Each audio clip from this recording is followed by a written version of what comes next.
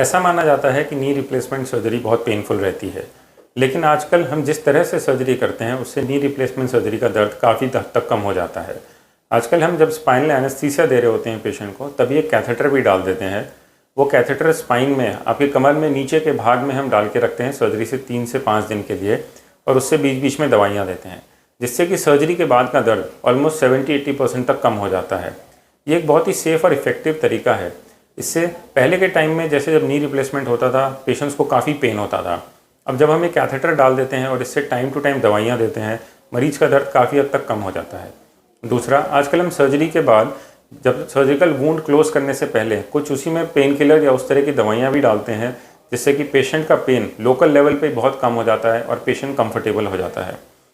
तीसरा, आजकल हम मेडिसिन इस तरह की देते हैं सर्जरी के बाद, जिससे कि पेशेंट का पेन काफ़ी बेटर तरह से कंट्रोल हो पाता है। इसमें हम नर्व रिलेटेड मेडिसिन भी देते हैं जो कि न्यूरोजेनिक तरीके से काम करती है।